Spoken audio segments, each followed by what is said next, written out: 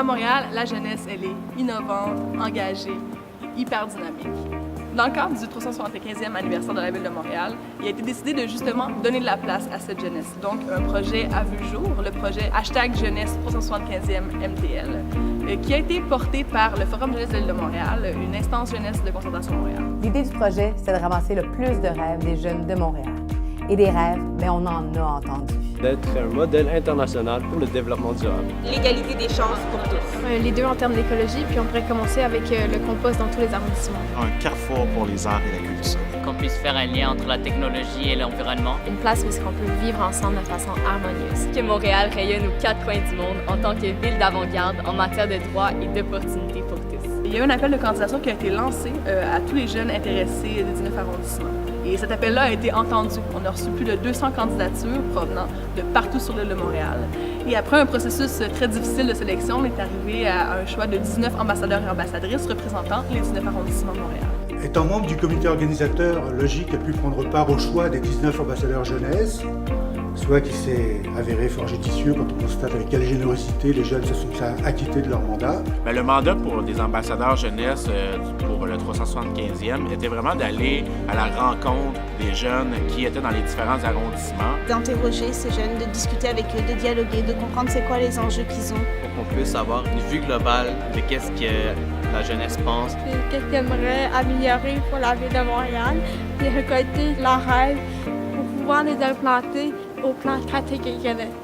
Alors, ce projet dépassait même les frontières, puisque les ambassadeurs et ambassadrices ont eu l'occasion, à travers 4 destinations, d'aller effectuer des missions exploratoires. Et Logique s'est appuyé sur sa grande expertise en matière de mobilité internationale jeunesse pour l'organisation des missions à l'international. On est parti en mission exploratoire en Chine, en Scandinavie, en Belgique et au Maroc.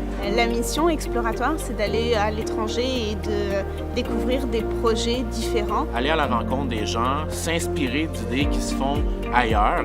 Voir que c'est quoi les bonnes pratiques qu'ils font là-bas pour pouvoir éventuellement les ramener à Montréal. La ville est extrêmement fière d'avoir accompagné et collaboré avec ce projet exceptionnel pour faire rêver les jeunes, mais également de participer à confectionner des projets concrets pour leur communauté. Ma participation au projet a changé beaucoup en moi.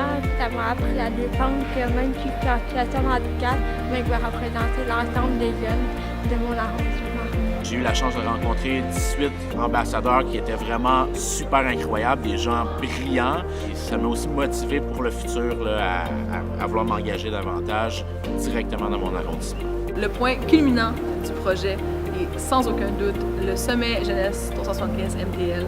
L'objectif du sommet jeunesse, c'est de rassembler plein de jeunes, faire émerger des idées et qu'à la fin du sommet, on ressorte avec 25 rêves qui vont être réalisés d'ici le 400e. En participant au sommet, j'ai appris que les gens n'ont pas peur de parler. La grande richesse du projet #Jeunesse 375 MTL, c'est définitivement ses partenaires. Hey, I'm Carol. Salut Justin. And we're part of Apathy is Pouring.